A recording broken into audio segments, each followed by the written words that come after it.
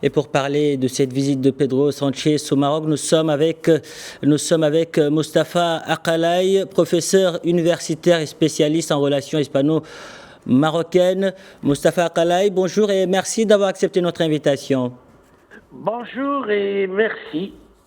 Alors, à peine 3 mois après son investiture, le chef du gouvernement espagnol effectue une visite de travail au Maroc. Peut-on dire aujourd'hui, peut-on parler d'une visite sous le signe de la consolidation des relations plus qu'au beau fixe entre les deux royaumes? Oui, c'est une visite de consolidation et surtout que on a tout un travail à faire de rapprochement après cette crise qu'on a eue, et donc il est temps, c'est-à-dire de reconduire toutes les relations possibles. Et je crois il n'y a pas que le voisinage, il y a, on peut parler, c'est-à-dire que des liens historiques. Et donc c'est une grande occasion pour relancer une véritable coopération, que ce soit culturelle, économique, et aussi pour se connaître mieux. Alors, le Maroc et l'Espagne entretiennent aujourd'hui d'excellentes relations dans divers domaines. Vous l'avez dit, cette visite n'est-ce pas aussi un moyen pour Pedro Sánchez de montrer une nouvelle fois que le Maroc est incontournable en matière de lutte contre le terrorisme et la migration irrégulière? Ben oui, c'est que l'Espagne tient énormément, c'est-à-dire que le Maroc soit de son côté sur ce genre de thème, que ce soit l'immigration ou bien, oui, vous l'avez bien souligné, le terrorisme, mais il n'y a pas que ça, il y a aussi d'autres secteurs qui intéressent l'Espagne, et donc Pedro Sánchez tient qu'il y ait dorénavant une relation très fluide sur pas mal de domaines et de secteurs. Et dans ce domaine, il y a aussi le volet économique. L'Espagne est aujourd'hui le premier partenaire commercial du Maroc. Les échanges ont même atteint un record ces 2 dernières années. Cette dynamique va, j'imagine, encore s'intensifier. Et à votre avis, quels sont les secteurs qui seront les plus concernés?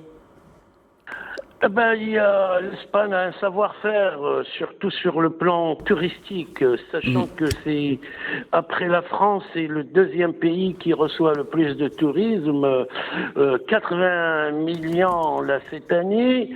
Donc ils ont sur ce plan surtout un savoir-faire sur tous les plans, hôtelier, gastronomique, services, et donc ils peuvent, c'est-à-dire apporter pas mal à l'hôtellerie marocaine sur tous les plans. Et surtout, je crois que ce savoir culinaire qui est morisque et séfarade. Donc, rien qu'en Andalousie, actuellement, la gastronomie morisque et séfarade est très à la mode et très en vogue. Il n'y a pas que en Andalousie, même au Pays Basque, à la Navarre. D'autres secteurs, ben oui, ils sont forts sur tout ce qui est service, ils sont forts sur le plan aéronautique, donc l'industrie. Mais moi, personnellement, je craindrais surtout qu'il y ait déjà une instauration sérieuse d'une diplomatie culturelle. Donc, selon vous, il y a une diplomatie culturelle à exploiter aujourd'hui? Oui, parce que je voudrais bien que l'Espagne revienne, c'est-à-dire à l'époque où il y avait des bourses pour les étudiants, la facilité des visas, et pourquoi pas essayer d'avoir dorénavant des universités espagnoles installées côte à côte avec les universités marocaines, et pourquoi pas former des joint ventures, et parce qu'on voit que le Maroc aujourd'hui est ouvert aux universités privées, il y a des Canadiens, il y a des Français, il y a même des Américains.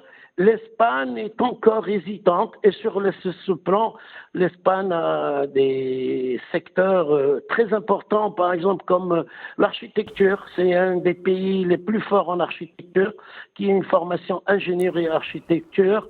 Et pourquoi pas relancer cette idée? Il y avait un projet d'une université des 2 rois. Donc, ça serait l'idéal de la relancer et de commencer déjà, c'est-à-dire à instaurer une politique culturelle, universitaire très sérieuse et pourquoi pas aider les Marocains à une mise à niveau en espagnol, parce que n'oublions pas que la langue espagnole est une langue arabe. Selon le directeur de l'Académie espagnole, il y a plus de 10 000 mots qui sont d'origine arabe. Donc, c'est une langue arabe. Moustapha Kalaï, merci pour toutes ces précisions. Merci d'avoir répondu à nos questions. Merci à vous et un grand bonjour à tout le monde et merci aux auditeurs de Média 1 et de votre confiance.